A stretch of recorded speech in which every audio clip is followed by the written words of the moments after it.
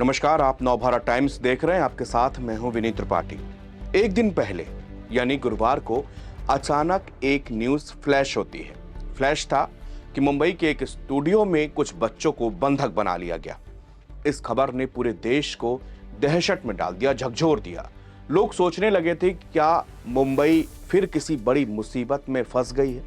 चंद मिनटों में लोगों को साल 2008 की वो तारीख और वो दिन याद आने लगे जब मुंबई आतंकवादी हमले से घिरी हुई थी। लेकिन जल्द ही मुंबई पुलिस और QRT यानी क्विक रिस्पांस टीम के कमांडोज ने 17 बच्चों को बेहद करिश्माई तरीके से बचाया। बच्चों के माँ बाप स्टूडियो के बाहर बिलख रहे थे, अंदर बच्चे बिलख रहे थे। कुछ पलों के लिए माहौल ऐसा हो गया कि जैसे लगा कि अब क्या होगा। मुंबई के पवई में बृहस्पतिवार की दोपहर मुंबई की क्विक रिस्पांस टीम ने उनके कमांडोज ने 35 मिनट के एक ऑपरेशन के बाद 19 लोगों को बचाया, जिसमें 17 बच्चे और एक बुजुर्ग भी शामिल थे। इन लोगों को 38 साल के रोहित आर्या ने एक फिल्म स्टूडियो में बंधक बना रखा था। जानते हैं इस ऑपरेशन की और कमांडोज की वीरता की कहानी, जिन्होंने एक भी बच्चे को खरोंच तक नहीं आने दी और जान पर खेलकर किडनैपर को अरेस्ट किया और सकुशल बच्चों को वहां से बाहर निकाला। इंडिया टुडे की एक रिपोर्ट के मुताबिक मुंबई पुलिस के सीनियर ऑफिसर ने बचाव अभियान शुरू करने से पहले लगभग 2 घंटे तक आरोपी रोहित आर्या से बातचीत करते रहे। बातचीत के दौरान पुलिस ने आर्या से कहा कि अगर वो बच्चों को छोड़ दे तो उसकी बातें, उसकी मांगे मान ली जाएंगी। लेकिन आरोपी ने अधिकारियों को बार बार चेतावनी दी कि अगर उसकी मांगे नहीं मानी गई तो वो बच्चों को जिंदा जला देगा। जब अधिकारियों को लगा कि आर्या बेहद गुस्से में है और वो किसी भी हालात में बंधकों को नहीं छोड़ेगा, तो इसके बाद कमांडो ऑपरेशन को अंजाम दिया जाता है। रिपोर्ट्स के मुताबिक यह बचाव अभियान महज 35 मिनट में ही पूरा किया गया।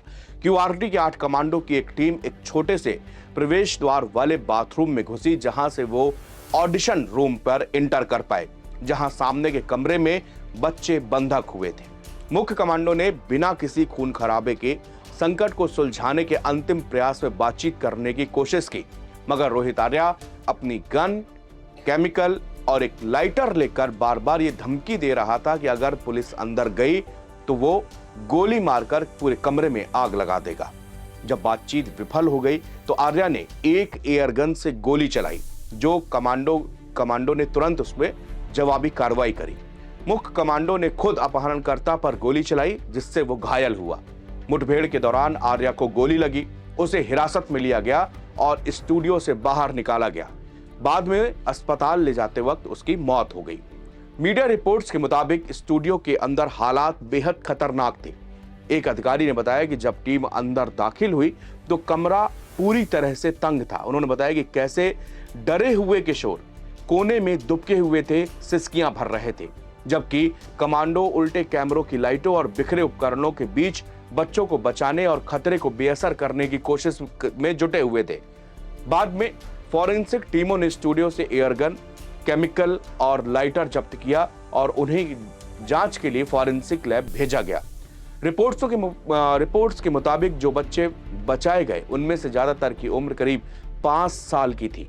इन्हें एक फिल्म के ऑडिशन के लिए बुलाया गया था।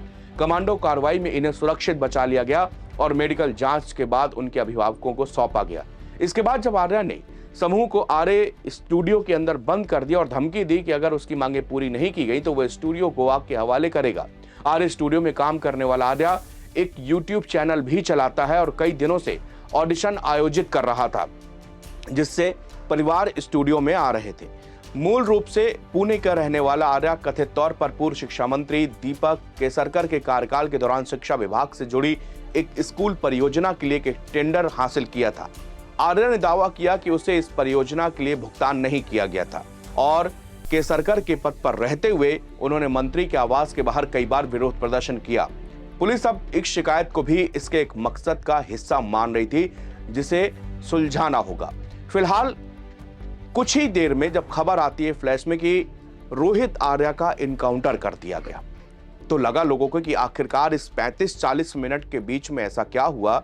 तो इसकी खबर जब पूरी तरह से सामने आई कि इस व्यक्ति ने कमांडोज के ऊपर एयर गन से ही फायर झोंक दिया था, जिसके बाद कमांडोज ने कार्रवाई की और उसको घायल किया और इसके बाद अस्पताल ले जाते वक्त उसकी जान चली गई। कुछ देर के लिए इस खबर ने सभी को सहमा दिया था। बच्चों की उम्र महज 5 साल थी। वो बिल्कुल एक कमरे में, जिसकी अगर मैं आपको तस्वीर, एक छोटा सा कमरा जिसमें चारों तरफ तार, केबल और लाइटें थी, और वहां पर एक यूट्यूब में वेब सीरीज के नाम पर एक एडवर्टीजमेंट निकाला गया और लगातार 4 से 5 दिनों से ये ऑडिशन चल रहा था। ऑडिशन के बहाने ही रोहित आर्या के कल भी 100 बच्चे वहां पर आए थे। उनके परिवार उन बच्चों को साथ लेकर आए थे। इसके बाद 80 बच्चों को छोड़ दिया जाता है और 20 बच्चे के करीब वहां पर रहते हैं। बाद में सामने आया कि 17 बच्चे वहां पर मौजूद थे और एक बुजुर्ग भी वहां पर मौजूद था, जो कि किडनैपर ने जिनको बंधक बना लिया था। मुंबई पुलिस को समझ पाती इससे पहले ही कमांडोज को भी वहां पर बुला लिया, क्योंकि किसी भी आपात स्थिति में बहुत ज्यादा इंतजार नहीं कराया जा सकता था। और ये ऐसा मामला था जो धीमे धीमे पूरे देश के लोग सहमते जा रहे थे, क्योंकि बच्चों की उम्र महज 5 साल थी और वो रो रहे थे, सिसक रहे थे, और ये उनको बार बार अपहरणकर्ता दहशत दिला रहा था, उनके ऊपर चिल्ला रहा था और उनको उसी कमरे में शांत रहने के लिए, चुप रहने के लिए बोल रहा था।